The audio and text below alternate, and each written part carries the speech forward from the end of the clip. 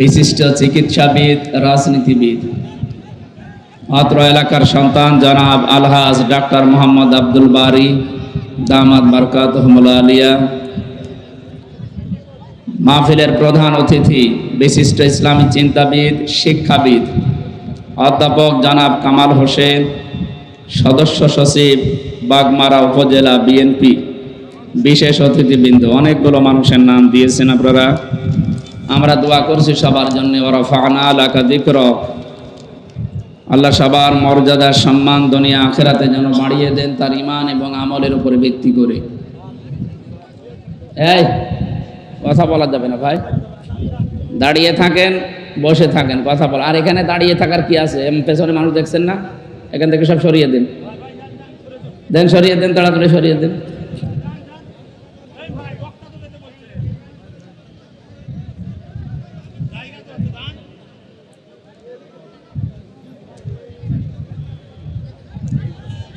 সামনে বসা মুসলমান ভাইরা, পর্দার আড়ালের সম্মানিতা মা এবং বোনেরা, প্রাণপ্রিয় রাজশাহীবাসী, আল্লাহর দরবারে শুকরিয়া জানাচ্ছি যিনি কোরআনের জন্য দিনের বেলায় হাজারো ব্যস্ততা ছিল আমাদের সব বাদ দিয়ে কোরআনের একটা আয়াত বোঝার জন্য আমাদেরকে এই ময়দানে নিয়ে এসেছে।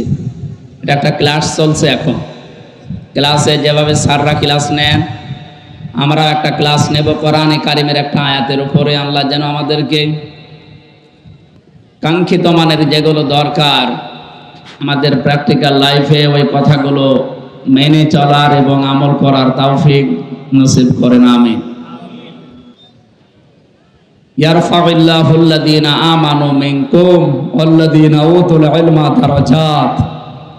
সূরা মুজাদালা 11 নম্বর আয়াতের মাঝের অংশে আল্লাহ জানিয়েছেন, আমি আল্লাহ মর্যাদা বৃদ্ধি করি এই দুনিয়ায় দুই প্রকার মানুষের। 1 নম্বরে যারা ঈমান আনে, 2 নম্বরে যারা জ্ঞান পায়। সুতরাং দুনিয়াতে যাদের ঈমান আছে তাদের মর্যাদা দিন যত যাবে, আর যারা ইলম পেয়েছে, জ্ঞান পেয়েছে, এই মানুষগুলোকে আল্লাহ দিনের পর দিন সম্মান মর্যাদা দুনিয়া এবং আখিরাতে বাড়াতেই থাকবে।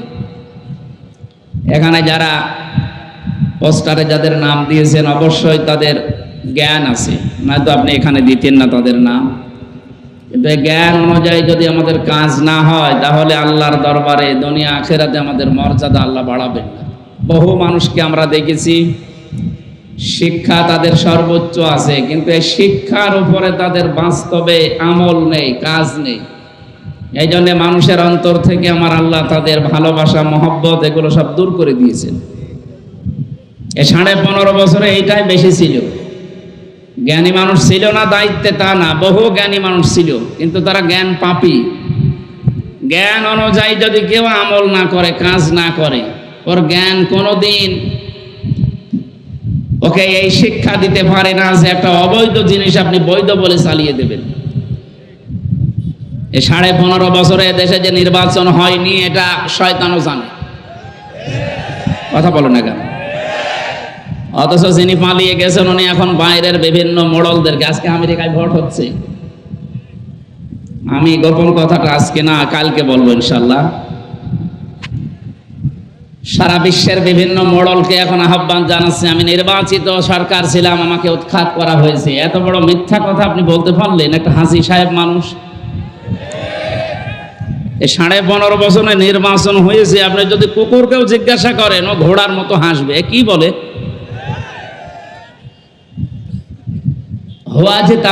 আল্লাহ বলেন আমি নির্বাচিত করি। বলেন তো, নির্বাচিত করার জন্য যে পদ্ধতি দুনিয়ায় আছে তার নাম আমরা বলি নির্বাচন। নির্বাচন ছাড়া নির্বাচিত হওয়া যায়? বলেন। আপনি একেবারে বিবেক দিয়ে বলবেন 15.5 বছরে কি আসলে নির্বাচন হয়েছে? তাহলে আপনি কি করে বলছেন যে আমি নির্বাচিত ছিলাম? নির্বাচনের আগে 154 জন হয়ে যায়, এরপরে দিনের ভোট রাতে হয়। দিনের ভোট যে রাতে হয়েছে এটার প্রমাণ আমি নিজে, আমার সাথে এক ওসি ছিল কারাগারে 3 বছর, আমারে বলছিল হুজুর এই যে নির্বাচনটা গেল, আমি দায়িত্বে ছিলাম ওই সময় ফেনীর, আমি আমার লোকজন যা আছে এসআই এবং আমার এই কনস্টেবলদেরকে নিয়ে রাত 12টার পরে আরম্ভ করলাম আল্লাহর নামে ভোট কাটা। একেবারে এইভাবেই বলিস, আমি আল্লাহর নামে ভোট কাটা আরম্ভ করলাম ফজর পর্যন্ত। বাক্স পরিপূর্ণ করে দিয়ে আমি পাঠিয়ে দিলাম, দিয়ে গোসল করলাম, ওযু করার পরে নামাজে দাঁড়ালাম। নামাজ শেষ করে বললাম আস্তাগফিরুল্লাহ, আমার এই তাওবা কি হয়েছে? আমি বললাম তাওবা হওয়া দূরের কথা, এত তো ভণ্ডামি হয়েছে। কারণ তাওবা কি আপনি আল্লাহর কাছে করছেন, আল্লাহর কাছে দোষ করেছেন হামজার কাছে? কথা বলছে না কেন? এই বাগমারায় 3 লাখ মানুষ আছে ভোটার, এই মানুষগুলোকে আপনি ভোট দিতে দিলেন না, দিনে হবে সেটা আপনি আগেই রাতে করে ফেললেন। যার জন্য করলেন ওই লোকটা কিন্তু আপনার এই পাপের বোঝা কিয়ামতে বহন করবে না, আপনাকে বহন করা লাগবে। আমরা তো এই দেশে তাওবাটা বুঝি না, আমরা দোষ করি একজনের কাছে, স্বীকার করে আর একজনের কাছে। আপনি যে নামাজ পড়ে এখন ওযু করে গোসল করে আস্তাগফিরুল্লাহ পড়ছেন, আপনি কি আল্লাহর কাছে দোষ করেছেন? আপনি তো দোষ করলেন আমার মতো হামজার কাছে। আগে আমার কাছে স্বীকার করেন যে আমি এই কাজ করেছি।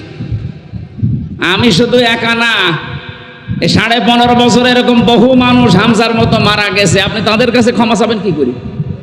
সুতরাং যার জন্য যা করলেন সে যাই করে করুক, আপনি কি করলেন বলেন? আপনার দুনিয়াও শেষ, আখেরাতও শেষ আপনার। কারণ যারা জালেম এদের বিরুদ্ধে আল্লাহ নিজে মামলা দায়ের করবে। এই বাংলাদেশে 1628টা চেয়ার আছে, যারা মেন দায়িত্বে আছে। আমরা জানি পৃথিবী সাক্ষী দেবে, এই 1628টা চেয়ারে যারা ছিল এরা সবগুলো জালেম। হয় জালেম না জালেমদের দোষর। জালেমদের দোষর এবং জালেম যারা এই মানুষগুলোর বিরুদ্ধে মামলা দায়ের করবে কিয়ামতে কে? সুতরাং যিনি পালিয়েছে তাকে থেকে শুরু করে এই দেশে 1628টি চেয়ারে যারাই ছিল এরা সব আল্লাহর মামলার আসামি।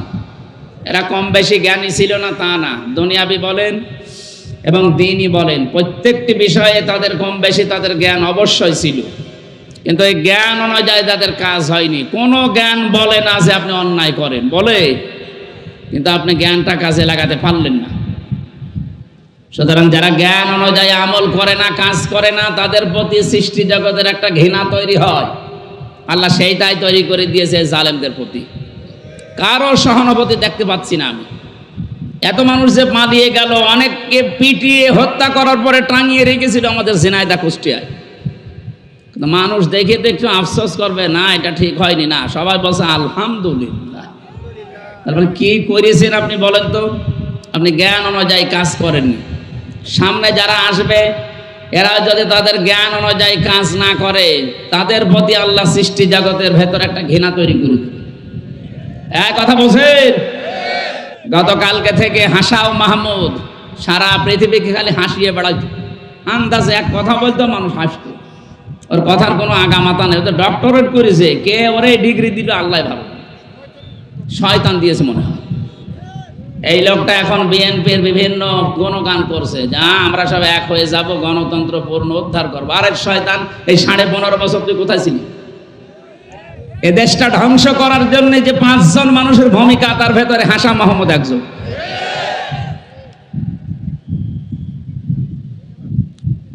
আমার মনে হয় সাবেক 3 বারের সফল প্রধানমন্ত্রী বেগম খালেদা জিয়ার চিকিৎসা হতো বাইরে, কিন্তু যিনি পালিয়ে গেছে তার কান পড়া দিত যারা, তার ভেতরে হাসাও মাহমুদ একজন। ও মাঝে মাঝে যে এই কথা বলতো যে মারা যাক, আপনার কি, আপনি মানুষ। আর এখন জনাব তারেক জিয়ার নামে রহমতুল্লাহ লাগিয়ে দিচ্ছে। এই শয়তানকে যেন মাফ না করা হয়, বলেন। এই দরবেশরে যেমন ধরা হয়েছে এরও ধরা হোক। কোথা থেকে, কোন গর্ত থেকে কি করছে আমরা জানি না। আমরা ধানের খেতে লুকিয়ে থাকলে সেখান থেকে আপনারা ধরে নিয়ে আসতে পারেন, আর এনে ধরতে পারছেন মানে? একটা জালেমও যেন ছাড় না পায়। আমরা চাই বাংলাদেশে যারা জালেম ছিল, বড় এবং মাঝারি, ছোটগুলো বাদ, ওরা না বুঝে করতে পারে। বড় এবং মাঝারি জালেম যারা, এদের তালিকা করে করে মোড়ে মোড়ে টাঙিয়ে দেবেন। কিয়ামতের আগে যেন এই দেশে কোনো জালেম অন্তত চেয়ারে বসতে না পারে। সামনে যারা আসবে এরাও যেন শিক্ষা নেয়, না উল্টাপাল্টা করা যাবে না। এক কথা বলেন না কেন? তাওবা করতে হলে এইভাবেই তাওবা করা লাগে। শিক্ষিত মানুষ যারা আছে, বহু মানুষ এই হাদিস শুনেছেন। এখানে কথা বলেন কি, এখান থেকে জানতো ভাই, জানার তাড়াতাড়ি করেন।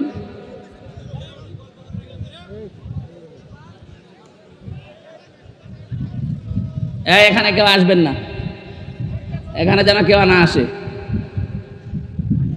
আপনারা নিজেরা না শুনলে অন্তত যারা শুনতে এসেছে ওদেরকে তো শুনতে দেবেন, নাই তো বেকার ওদের টাকা পয়সা খরচ করে বাড়ি ঘর ছেড়ে এখানে আসলো কেন? এবার ডিস্টার্ব করে দেখেন আপনার কি করি।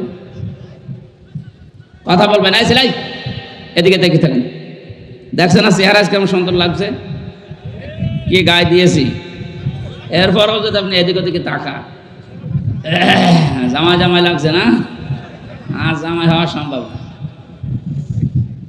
আজকের সভাপতি ওনার জন্য দোয়া করছে, আল্লাহ রাব্বুল আলামিন তাকে যেন একটা সন্তান দিয়ে ধন্য করে। ওনার পরিবার আজকে দোয়া চাচ্ছিল আমাদের কাছে যে আমাকে আল্লাহ যেন একটা সন্তান দেন। এখানে হাজারো নেককার মানুষ এসেছে। আমাদের জাতির পিতা ইব্রাহিম আলাইহিস সালাম দোয়া করেছিলেন 84 বছর বয়সে, রব্বি হাবলি মিনাস সালিহিন, হে আল্লাহ একটা নেককার সন্তান দাও।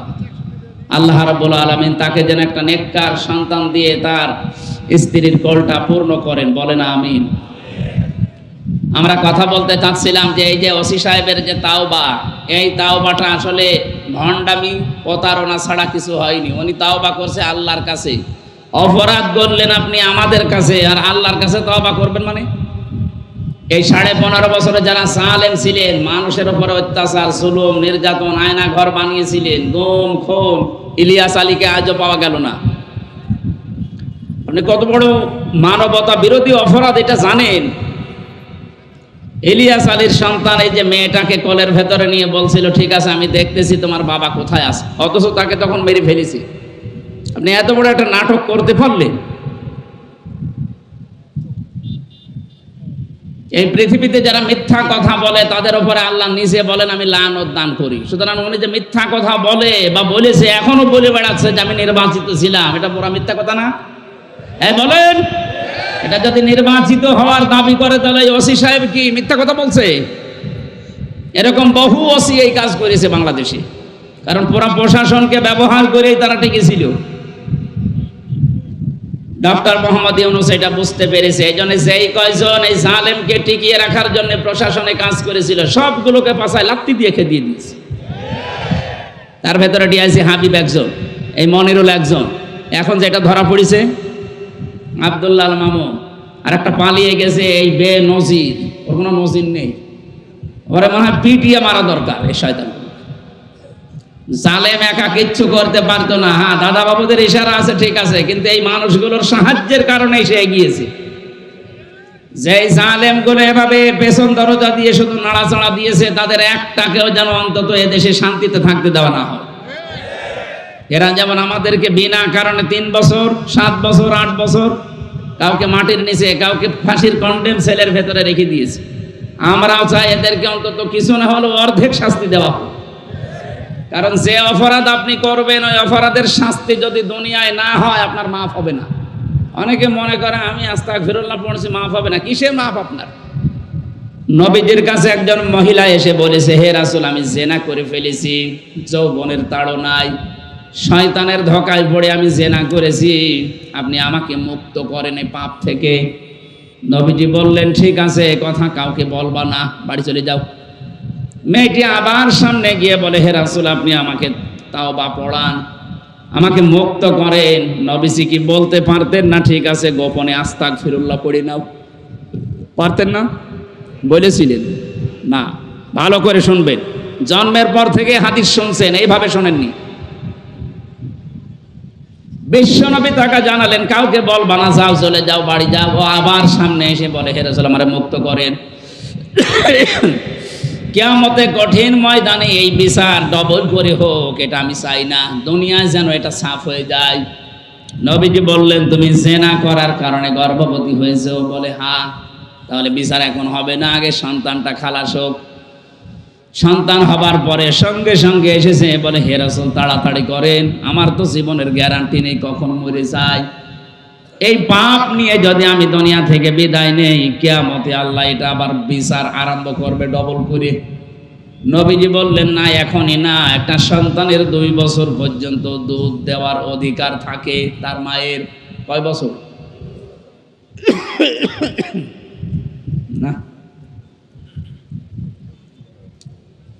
ঠিক আছে, 2 বছর তোমার বুকের দুধের অধিকার আছে তোমার সন্তানের, কিন্তু এই দায়িত্বটা টাকা পয়সা দিয়েও যদি পালন করা লাগে তাহলে করা লাগবে বাবার। দুধ খাওয়ানোর দায়িত্ব কার? মায়ের মানে বাবার মানে, মায়ের মানে বাবার মানে কয়বার পায় কথা বলছেন? একবার বলে। হ্যাঁ, বাবা। কোরআনে কারিমে আল্লাহ দিয়েছেন লিমান আরাদা আন ইউতিম্মার রাদা। এখানে যারা আরবি গ্রামার বোঝে, শব্দটা মুযাক্কার, পুরুষবাচক শব্দ। আল্লাহ পাক বলেন এই দায়িত্ব দিয়েছি আমি আল্লাহ বাবাদেরকে।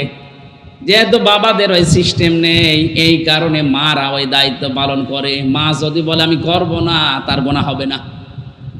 কি কথা বুঝছেন এখানে? এটা আমার মনে হয় মাইকে না বলা ভালো ছিল। এখন যদি আবার দুধ খাওয়ানো বন্ধ করে দেয় সাথে আমরা এখন মুসিবতে পড়বো, কারণ আমাদের তো আর মেশিনপত্র নেই। এক কথা বলে না, মুসিবত হয়ে যাবে না? হ্যাঁ, ওরা যদি এখন বলে যে না এ দায়িত্ব যাতে এতদিন জানতাম না, এখন জানলাম যে পুরুষের, ও সাথে আমরা এ কষ্ট করে আর দেবো না। কি কষ্ট একটা সন্তানকে দুধ খাওয়ানো, প্রত্যেক দিন কমপক্ষে 7 থেকে 8 বার করি। বিজ্ঞান এখন জানিয়েছে, কি চিকিৎসা বিজ্ঞান, যে প্রতিবার যদি 1 পোয়া করেও হয়, কমপক্ষে 2 বছরে 36 মণ দুধ খাওয়ানো লাগে। অথচ মায়ের ওজন মাত্র 1 মণ। কথা বলে না কেন? 1-1.5 মণ ওজন তার, সেখান থেকে 36 মণ দুধ এক একটা সন্তানের জন্য আল্লাহ বের করেন। এরা যারা এই কাজ করেন তাদের অনেক বেনিফিট আছে সামনে। 1 ফোঁটা দুধের জন্য আপনি একটা নফল রোজা রাখার সওয়াব পাবেন। বিশ্বনবী জানিয়েছেন সন্তান দুনিয়াতে আসার পরে যদি তার মুখের ভেতরে 1 ফোঁটা দুধ আপনি দিতে পারেন, একটা মরা মানুষ জিন্দা করে দিলে যে সওয়াব হয়, ওই সওয়াব মায়ের আমলনামায় আল্লাহ লিখে দেন। এটা আমাদের ভাগ্যে নেই, আল্লাহ আপনাদেরকে দিয়েছেন।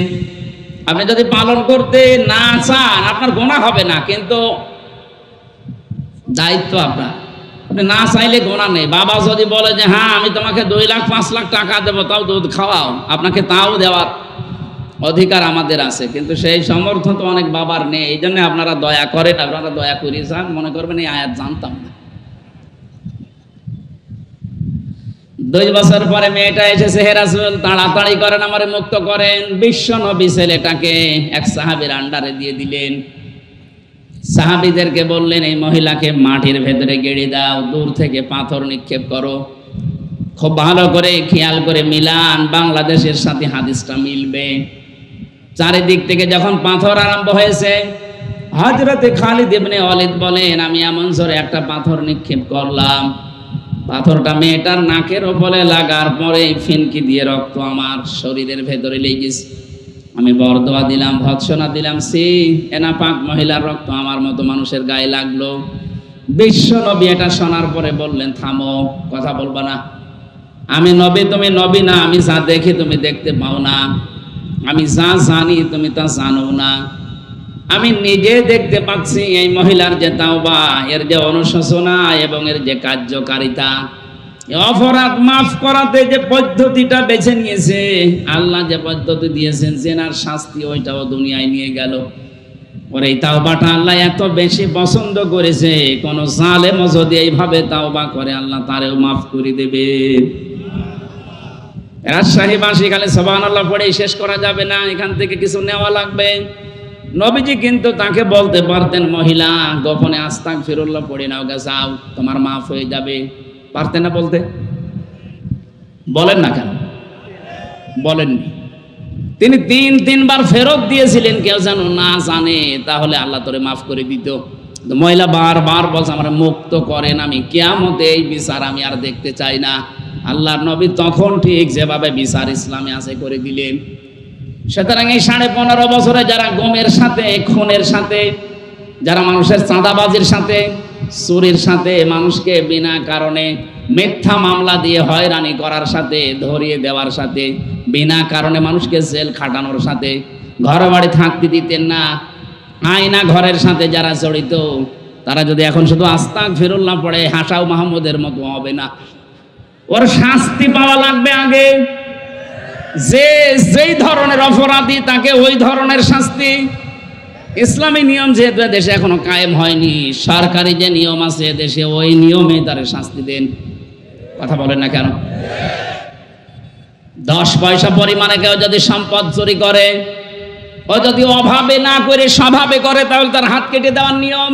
যেহেতু এই দেশে এখনো হাত কাটার নিয়ম এটা চালু হয়নি, এদেশে সরকারি যে আদালতের যে নিয়ম আছে, আইন আছে, ওই নিয়মে তাকে যে যতটুকু সম্পদ চুরি করেছে তারে অতদিন পর্যন্ত আটক করে রাখা লাগবে। আমার মনে হয় এই আইন অনুযায়ী যদি 10 পয়সা অনুযায়ী জিকির করা লাগে, আপনাকে জেলে দেওয়া লাগে, আপনি 36,000 কোটি টাকা মেরে খেয়েছেন। তাও দরবেশ, কি বেশ দরবেশ যদি এই করে থাকে, বাকিগুলোর অবস্থা যে কত খারাপ। কালকে এক সচিব ধরা পড়েছে, ও বলছে আমি 10 টাকা 20 টাকা করে গুছিয়েছি। 10 টাকা 20 টাকাতে 1000 টাকা নোট কোথায় পেলি? হ্যাঁ, 1,25,00,000 টাকা তার বাড়িতে। এর আগে আর একজন দরবেশ ধরা পড়েছিল মৌলভীবাজারের, 3 কোটি টাকা বাড়িতে পাওয়া গেছে। 75 ভরি স্বর্ণ, 8টা দেশের রূপা, বিভিন্ন দেশের মানে যে মুদ্রা পাওয়া গেছে তার বাড়িতে। এর প্রত্যেকটা চরিত্র এরকম।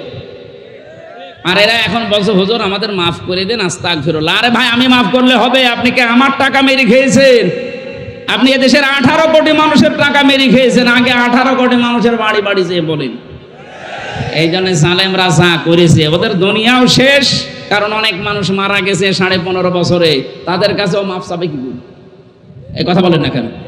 না, আমরা যেন আমাদের কপালে আবার ওরকম আগুন না লাগাই। অনেকে তো ধান্দায় আছে, আগে চেয়ারে বসি দেখে কি করা যায়। না, এগুলো থামা লাগবে ভাই। আপনি নিজের কপালে নিজে আগুন লাগাবেন না। জালেমদের বিরুদ্ধে আল্লাহ নিজে যখন মামলা দেবে, উনি নিজেই বিচারক, নিজেই মামলার বাদী। আপনার তার মানে জাহান্নাম ছাড়া উপায় নেই। আল্লাহ তুমি আমাদেরকে এই রকম অবস্থা থেকে বাঁচাও, বলেন আমিন। আমি আবার রিপিট করছি বিষয়টা, যারা এরকম অপরাধ করেছেন, যদি মনে করেন বড় হুজুর দিয়ে আস্তাগফিরুল্লাহ পড়িয়ে নিলে মাফ হয়ে যাবে, না, বিষয়টা ঠিক না। আপনি ভুল পথে আছেন। আর যারা এগুলো করাচ্ছে, তারা আপনাকে প্রতারণায় স্বীকার করাচ্ছে। আপনি এই মুহূর্তে নবীর ওই সাহাবিয়ার মতো আমার মনে হয় তাওবা করে যদি পবিত্র হয়ে মুক্ত হয়ে যেতে পারেন, আপনার জীবনটাই কিছু পাবেন। আর যদি এইভাবেই মারা যান, মরণের পরে আল্লাহ আপনার এই পাপের জন্য, কেউ যদি গুমের সাথে জড়িত থাকে, কেউ যদি আয়না ঘরের সাথে জড়িত থাকে, কেউ যদি মানুষকে বিনা কারণে মিথ্যা মামলা দিয়ে আটক করা, এই পাপের সাথে জড়িত থাকে, নাকি এই পাপ দুনিয়ায় ছিল না? বলেন। সারা বাংলাদেশে কোনো পাপ যদি নাও থাকে, এই পাপটা ছিল। আন্দাজে মিথ্যা মামলা দিয়ে তারা বছরের পর বছর জেল খাটিয়েছে। কত মানুষকে 15.5 বছর বাড়িতে পর্যন্ত থাকতে দেয়নি। ধানের খেতে, বাঁশের খেতে, বিভিন্ন জায়গায় মানুষগুলো থাকতো। আপনি এই অপরাধের জন্য আস্তাগফিরুল্লাহ পড়বেন, আল্লাহ মাফ করে দেবে, তাহলে ওর প্রতি অবিচার হবে না? আল্লাহ কি অবিচার করে? বলেন বলেন। ন্যায় বিচারের স্বার্থে হলো আপনাকে আমি আহ্বান জানাচ্ছি, যার যে অপরাধ যার কাছে, তার কাছে যে স্বীকার করে। আর আগামীতে এই পাপ আর এই পৃথিবীতে যেন না হয়। আল্লাহ আমাদেরকে সাহাবিয়ার মতো তাওবা করার তৌফিক যেন দান করেন, বলেন আমিন। সুতরাং যারা আজও বিশ্বের মোড়লদের স্বীকৃতি পাওয়ার জন্য এই মিথ্যা কথা ছড়াচ্ছেন যে আমরা নির্বাচিত ছিলাম, এ কথা আপনি বন্ধ করেন। তো নামের আগে যে হাজী সাহেব, এটা পাজি সাহেব হয়ে যাবে। বলেন যে আল্লাহ আমাদেরকে কোরআনের কিছু হেদায়েতমূলক কথা শোনানোর জন্য এখানে বসিয়েছেন। অনেক মানুষ ছিল এলাকায়, সবাইকে আল্লাহ নেয়নি, নিয়েছে। কারণ এখানে আসার জন্য, যেহেতু এটা ইবাদত, ইবাদত করার জন্য আল্লাহর দয়া লাগে। আল্লাহ রাব্বুল আলামিন ওই মানুষকেই ভালোবাসেন যাকে ইবাদত করার মতো যোগ্যতা দেন। আজকে যেহেতু একটা ইবাদতের সময় সুযোগ আমরা বের করতে পেরেছি আল্লাহর কাছ থেকে, বলেন তো আলহামদুলিল্লাহ। দরুদ আর সালাম পড়ছি আমাদের নবী মুহাম্মদুর রাসূলুল্লাহ সাল্লাল্লাহু আলাইহি ওয়াসাল্লামের প্রতি। কিয়ামতে যার সুপারিশ ছাড়া কেউ জান্নাতে যেতে পারবে না। আপনি নিজের আমল নিয়ে নিজে জান্নাতে, না, সম্ভব না। যদি 1 গ্লাস পানির হিসাব আল্লাহ জিজ্ঞাসা করে, আপনি পারবেন না। পারবেন?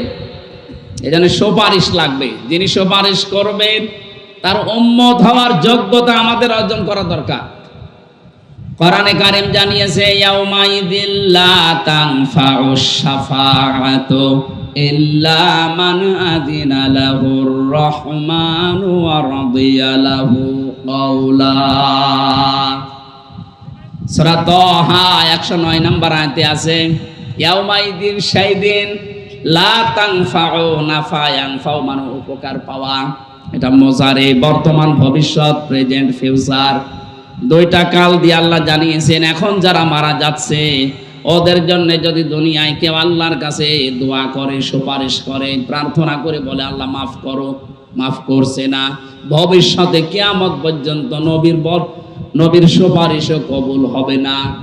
ইল্লা মান আদিনা লাহুর রহমান, যার প্রতি আল্লাহ রহমান নিজে এজেন্ট না দেবেন, অনুমতি না দেবেন।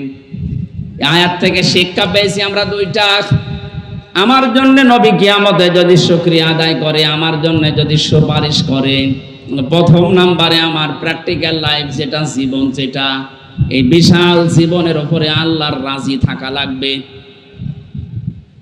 আর রাজশাহীবাসী এবার নিজের দিকে তাকিয়ে বলেন তো, আপনি তো নিজেরটা নিজে জানেন, যা করছেন যা করবেন এর উপরে আমার আল্লাহ রাজি আছে।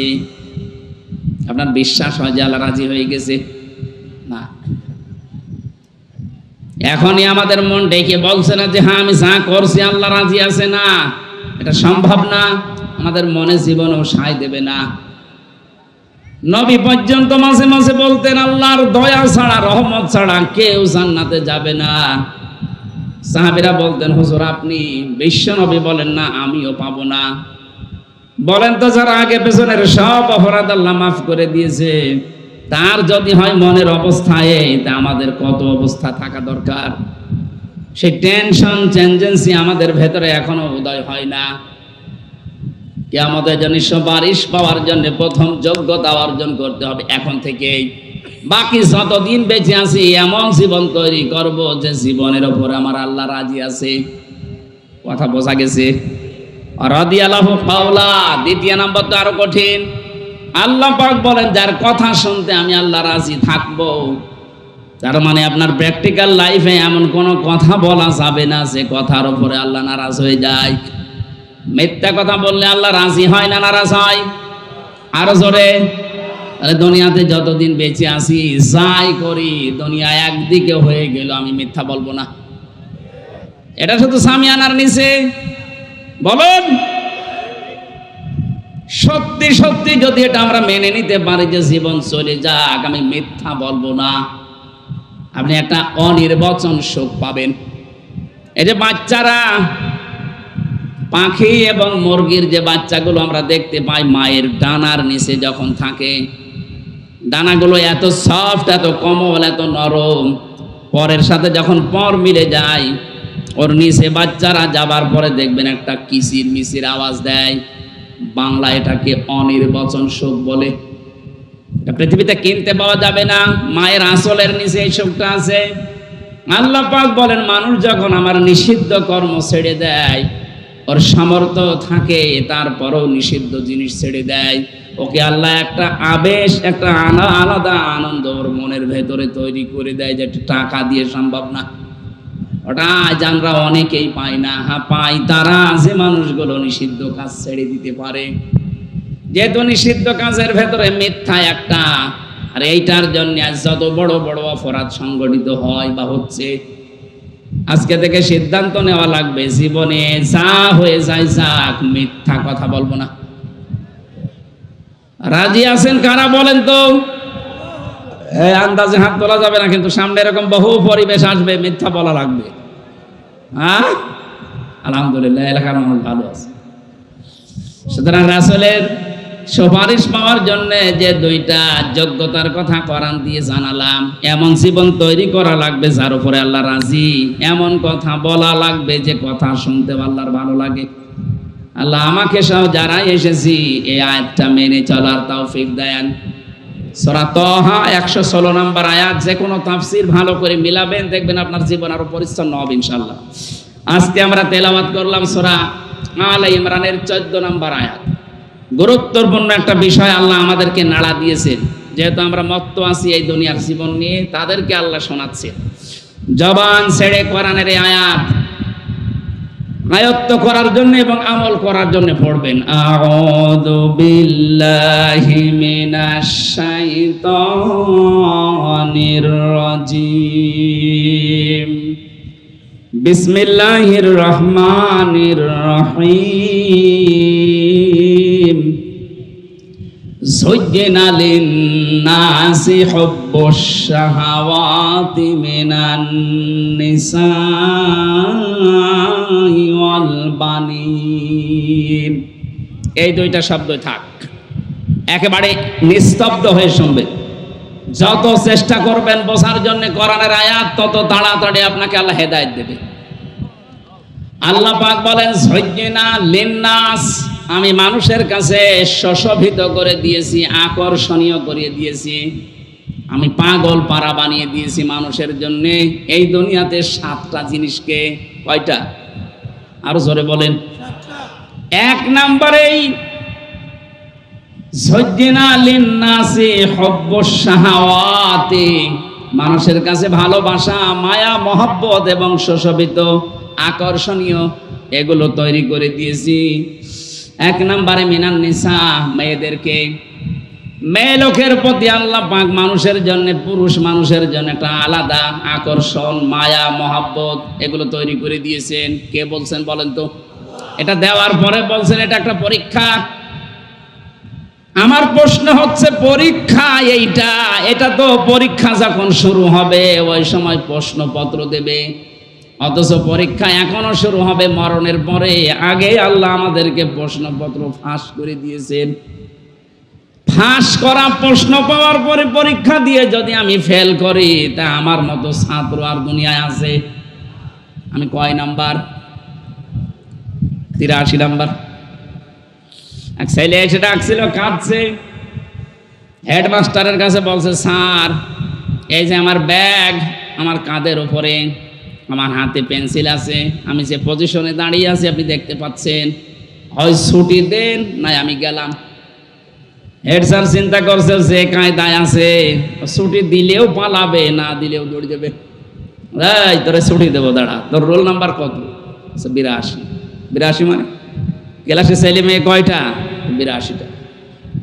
82টা ছেলে মেয়ে ক্লাসে, ওর রোল নাম্বার 82। ওর খুব ভালো ছাত্র, ওর জীবনের কোনো উদ্দেশ্য আছে?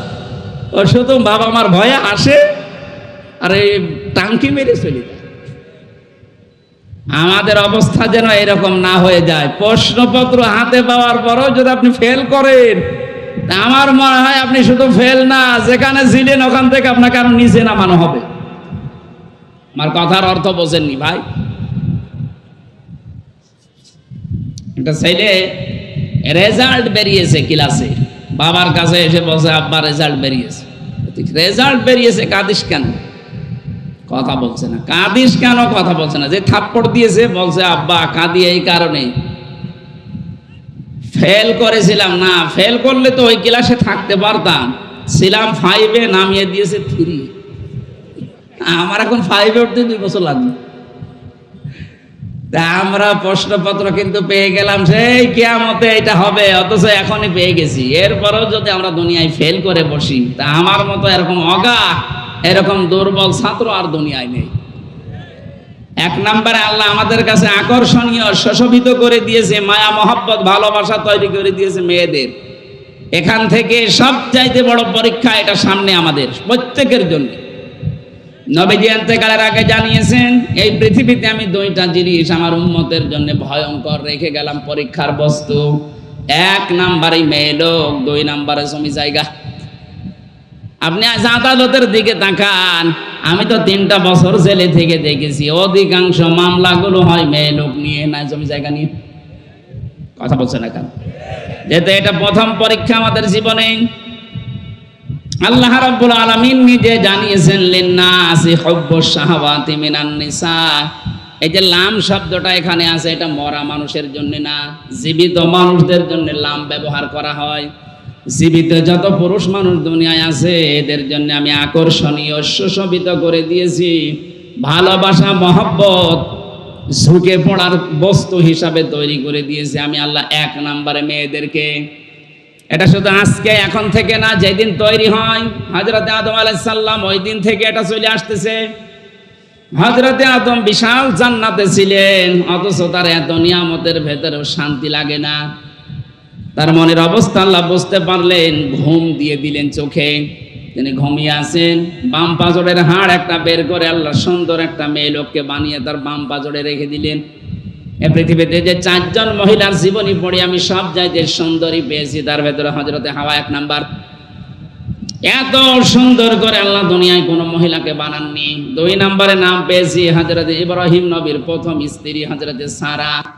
3 নম্বরে জুলেখা। 4 নম্বরে মুহাম্মদুর রাসূলুল্লাহর ছোট মেয়ে হযরতে ফাতেমাতুজ জাহরা রাদিয়াল্লাহু তাআলা আনহা।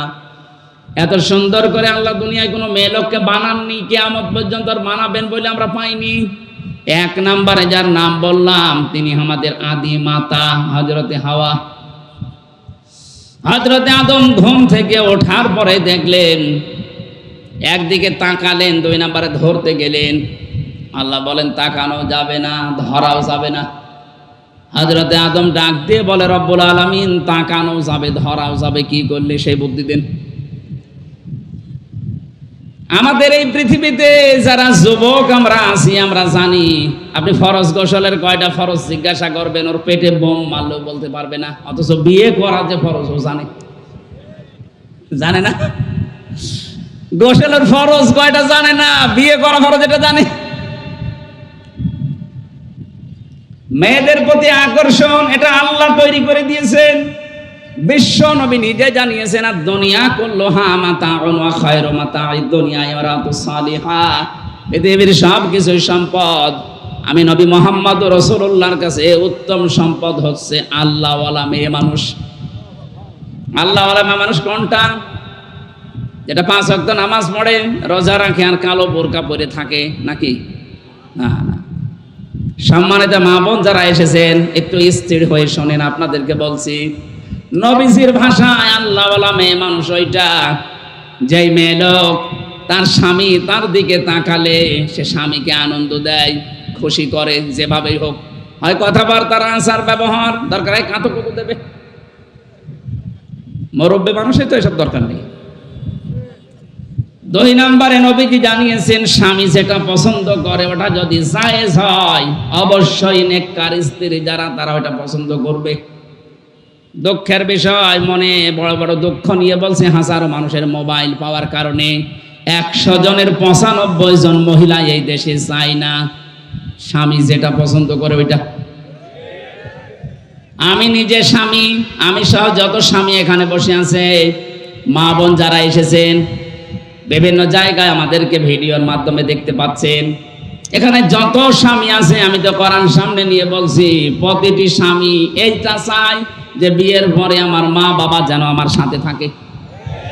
এই কথা বলে না কেন? 100 জনের 95টা বউ এটা চায় না। আরে বউটা চায় না কেন? ওকে বারবার কান পোড়া দেয় ওর মা আর ওর বড় বোন। আমি কি বেশি বলে ফেললাম? না না, বেশি হয়নি, কম হয়ে গেছে। 100টার 95টা বাড়িতে এই অবস্থা, অথচ নামাজ পড়ে, রোজা রাখে, কালো বোরকা পরে ঘরে, ও মনে করে আমি জান্নাতে যাব না। যাবে কি? আরে জান্নাত কিসের? আপনার স্বামী যেটা পছন্দ করেছিল ওটা তো না জায়েজ না, ওটা তো জায়েজ কাজ। পর্যন্ত আমার পেছনে আমার মা বাবা শ্রম দিল, আর তুমি 2 দিন এসে খালি বলো আলাদা হন আলাদা হন। এরকম ছোট মনের বউ আছে কার বাড়ি? হাত তোলেন তো। একজন তা মুরব্বী মানুষ। আপনার বউ চলে গেলে কে থাকলে কি? এ বয়সে বউ আছে তাই তো ভালো। না না, একটা মানুষ হাত তুললেন না, এই এলাকায় বউ ভয় করা মানুষ বেশি। আমার মনে হয় আপনারা রাতে খুব ঝামেলায় আছে। সম্মানিত মা বোনেরা খুব ভয় পায় আপনাদেরকে। এরা ক্যামেরা আমার দিকে ঘোরানো, হাত তুলতে ভয় করবে আমার, কারণ ম্যাডাম এখন লাইভ দেখছে, আর এরা হাত তুলছে না ভয়তে। না, আমি হাসির খোরাকি দেয়নি। আজ হাজারো পরিবারে এই ছোট একটা বিষয়ের জন্য অশান্তি লেগে আছে। সন্তান তার মা বাপ থেকে আলাদা হয়ে মা বাবার কাছ থেকে বরদোয়া পর্যন্ত পাচ্ছে। আমি কয়েকদিন আগে এই যে নীলফামারীর কিশোরগঞ্জ থানা বৃদ্ধাশ্রমে একটা মাহফিল ছিল, গিয়েছিলাম। যে দেখি মা আর বাবা 2 দিকে লাইন ধরে বসে আছে। এদের ছেলেরা কেউ বড় বড় অফিসার, টাকার অভাব নেই, কিন্তু বাড়িতে যে একটা ঘর বানিয়ে মাকে রাখবে সেই পরিবেশ স্ত্রীর কারণে নেই। এই মা বাবার চেহারার দিকে তাকালে মনে হচ্ছে এরা ওই সন্তানের জন্য বরদোয়া দিচ্ছে। আমি কয়েকজনকে জিজ্ঞাসা করেছিলাম, কি পরিচয় আপনার, কি কয়টা ছেলে মেয়ে? যা নাম বলল কয়েকজন, ওইরকম মা 500টা মা চালানোর মতো সম্পদ তার ছেলে মেয়ের আছে। ছেলে ওই রকম, মেয়ে ওই রকম, পাঠিয়ে দিয়েছে বৃদ্ধাশ্রমে। আচ্ছা, আমার পুত্রবধূর জন্য আমার এই আজ অবস্থা। ছেলে আমারে চাচ্ছিল, কিন্তু পুত্রবধূ রাজি না, বলেছে ওই বুড়ি যদি বাড়ি থাকে তোর ভাত আমি খাবো না। আমি রাঙ্গামাটি লংগদু থানায় একটা বৃদ্ধাশ্রম পেয়েছিলাম। ওখানে যে দেখি কলেজের অধ্যাপক এই বয়সের, কাঁদতেছে হাউমাউ করে। হঠাৎ ওর মা ওকে বলছে, বাবা আমি তখন পাশ দিয়ে হেঁটে যাচ্ছিলাম, যে আমি যখন মারা যাব তখন এই ফ্যানটা তুই পাল্টিয়ে নতুন ফ্যান লাগিয়ে দিবি। ছেলেটা কলেজের অধ্যাপক আমাকে বলছে, হুজুর আমার মা কি বলে, উনি মারা গেলে নাকি ফ্যান পাল্টিয়ে দেব।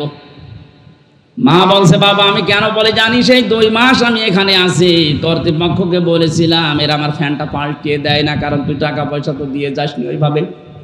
এখানে টাকা পয়সা দিলে তারপরে খেদমত হয়। আমি যা দেখলাম এই 2 মাসে, আমার যা বাস্তবতায় অনুধাবন হচ্ছে, আমার মনে হচ্ছে কিছুদিন পরে আমি মরে গেলে তুই যখন আমার বয়সে আসবি, তোর ছেলে মেয়েরা তোকে এখানে রেখে যাবে। তোর তো আবার ফ্যান ছাড়া ঘুম হয় না, তোকে তো বাতাস দেওয়া লাগে। ছোটবেলা থেকে আমি তোর পেছনে শ্রম দিয়েছি, আমি জানি। তারা আগে থেকে সতর্ক করে দিলাম, ফ্যানটা নতুন করে পাল্টিয়ে দিবি, নয়তো তোর ঘুম আসবে না।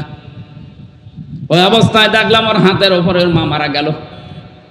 হাও মাও করে কেঁদে বলছে, হুজুর আমার প্রতি আপনি রাগ করবেন না, এ দোষ শুধু আমার একা না, এ দোষ আমার বোর।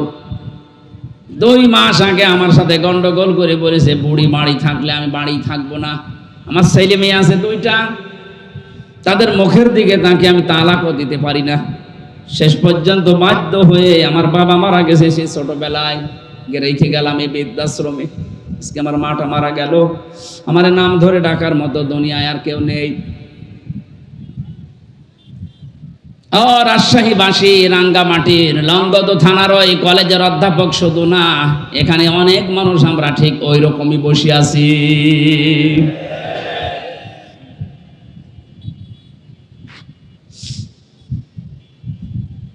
হযরত আদম আলাইহিস সালামকে আল্লাহ ডাক দিয়ে বলেছিলেন, সাবধান, তাকানো যাবে না, ধরাও যাবে না। বলে ধরা যাবে, তাকানো যাবে কি করে? আল্লাহ পাক বলেন ধরা যাবে, তাকানো যাবে, বিয়ে করা লাগবে। বলছে আমি রাজি আছি। বিয়ে করতে রাজি হলে হয় না, দেন মোহর দেওয়া লাগে। কি দেওয়া লাগে? আমাদের দেশে যদি এটা বাকিতে চলছে, এটা কিন্তু নিয়ম না। আগে মেয়ের হাতে তার ইজ্জতের এই দামটা আপনি তুলে দেবেন, এরপরে তার কাছ থেকে বাড়িতে নিয়ে যাবেন। হযরত আদম আলাইহিস সালাম বলেছিলেন, আল্লাহ দেন মোহর দেব কি দিয়ে? আল্লাহ বলেন, আমার শেষ নবী মুহাম্মদুর রাসূলুল্লাহর উপরে 10 বার দরুদ শরীফ পড়ো। 10 বার দরুদ শরীফ পড়ার পরে এবার বিয়ে শেষ। আদমকে আল্লাহ ডাক দিলেন, কুলনা ইয়া আদম উসকুন আনতা ওয়া যাওজুকাল জান্নাতা ওয়া কুলা মিনহা রাগাদান হাইসু শি'তুমা। ইলা আখিরি আয়াত। খুব ভালো করে শুনবেন। 31 নম্বর আয়াতে আছে, 35 নম্বর সূরা বাকারার 35 নম্বর আয়াতে আল্লাহ বলেন, আদম বিয়ে হয়ে গেছে এবং বউ নিয়ে এবার বাড়ি চলে যাও। জান্নাত আমাদের আদম আলাইহিস সালামের বাড়ি, আর আমাদের বাবার বাড়ি। আমাদের কিসের বাড়ি? তার মানে এই আয়াত থেকে প্রমাণ পেলাম, বিয়ে করে বউ নিয়ে বাবার বাড়ি যাওয়া লাগবে। আর আমরা অনেক মানুষ এমন আছি, বিয়ে করে ঘর জামাই থাকি না। এলাকায় সব নেই? এই ঘর জামাই আছেন কার? হাত তোলেন তো। এলাকা ঠিক আছে না? না, আমি হাসতে বলি ভাই, এতগুলো মানুষের ভেতরে একটা ঘর জামাই একটা পেলাম শুধু। আলহামদুলিল্লাহ, ভালো তো।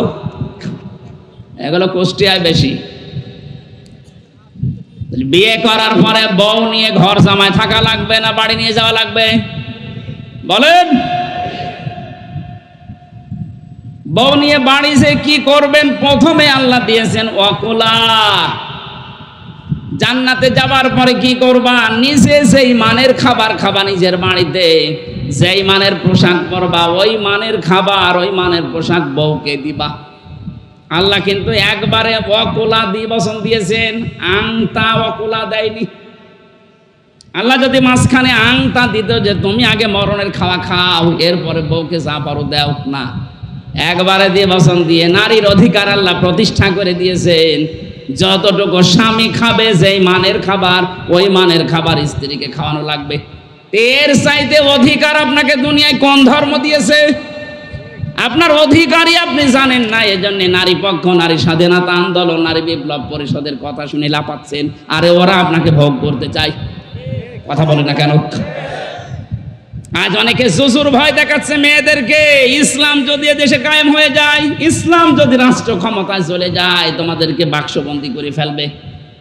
এই জন্য জামাত ইসলামের শ্রদ্ধাভাজন আমির জামাত ডাক্তার শফিকুর রহমান ঘোষণা দিয়েছেন, ইসলাম যদি দেশে একবার চলে আসে, বিশ্বাস করেন বাংলাদেশের সবচাইতে বেশি নিরাপদে থাকবে মেয়েরা। ওদের যে অধিকার আল্লাহ দিয়েছে কোরআন দিয়ে, নবীর হাদিস দিয়ে সবগুলো দেওয়া হবে। ইসলাম কায়েম না হলে জীবনও আপনি অধিকার পাবেন না।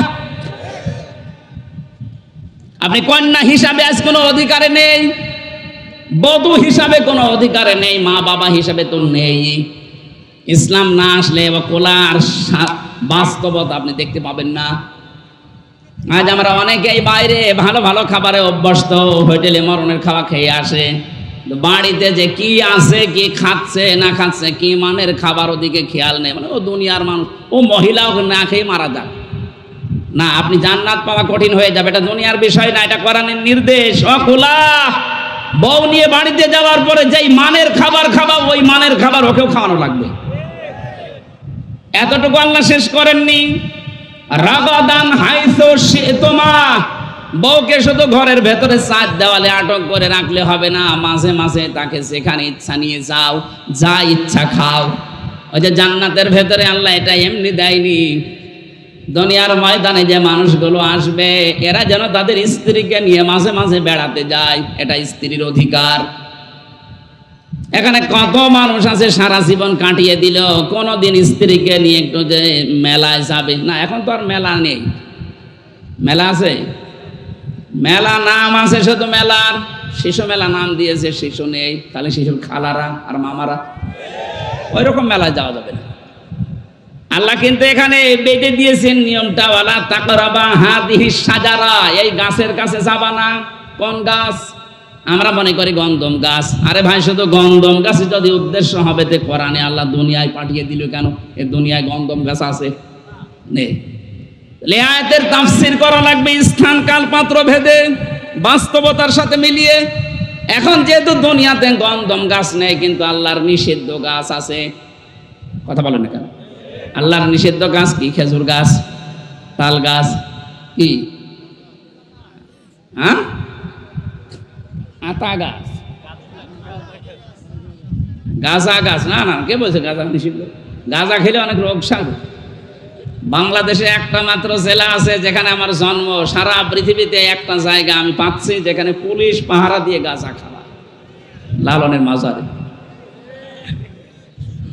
না না, গাঁজা গাছের কথা না ভাই।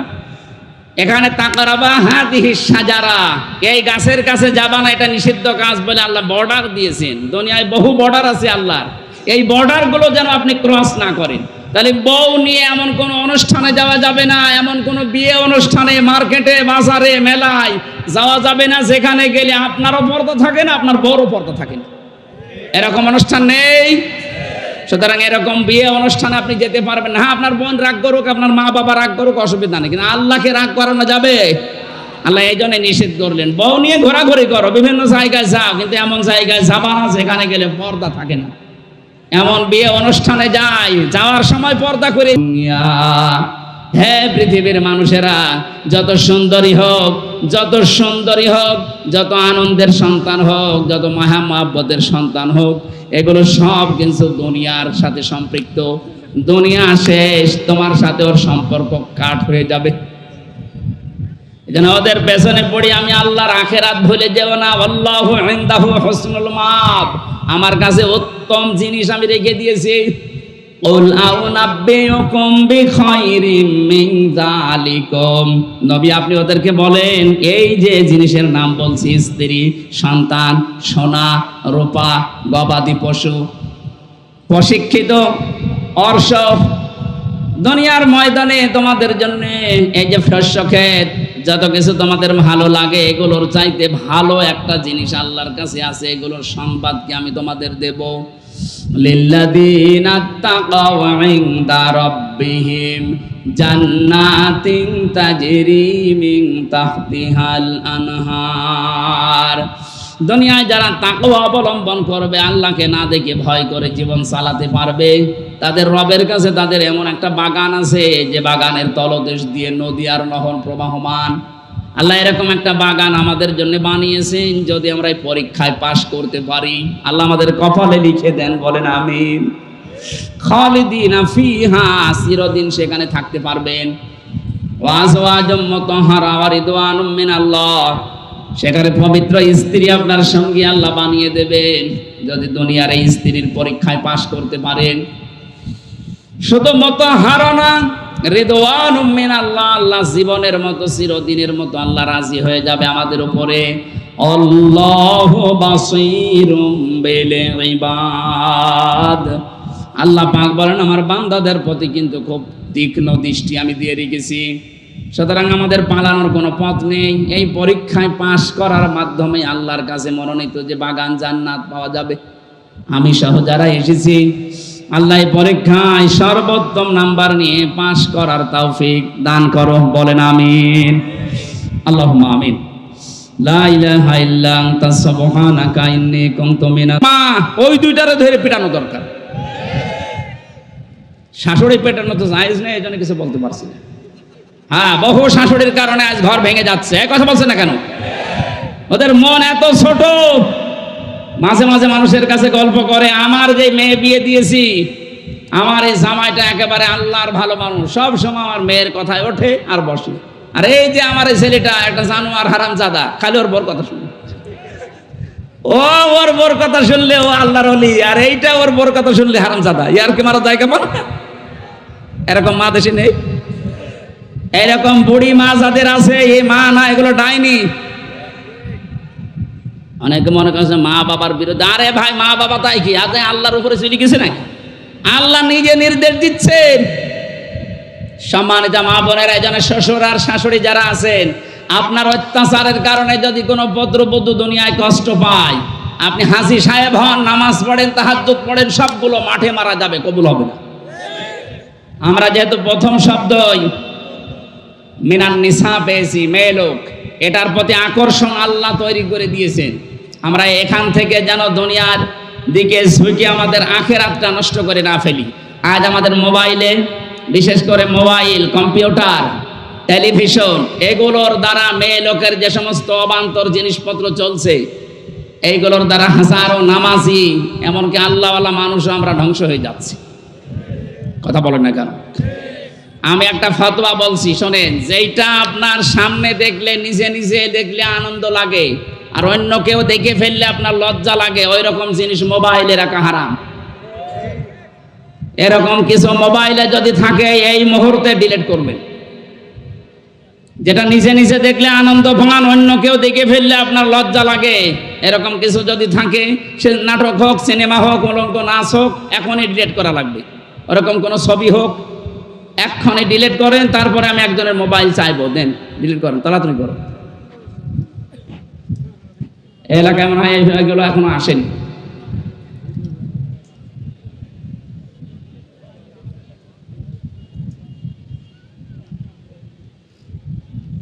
এটা একটা পরীক্ষার জায়গা।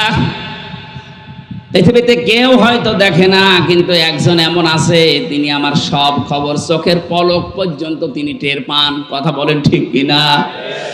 যাদের পরকীয়া প্রেম চলছে, ওদের ওই নাম্বারগুলো এখনো ডিলিট করে দেন।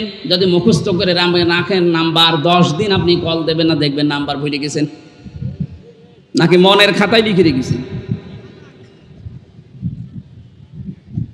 যাদের বান্ধবী আছে, বান্ধবীর নাম্বারে কল, ওই মহিলার সাথে কথা বলা যায়, যাচ্ছে যে মহিলার সাথে আপনার বিয়ে করা হারাম।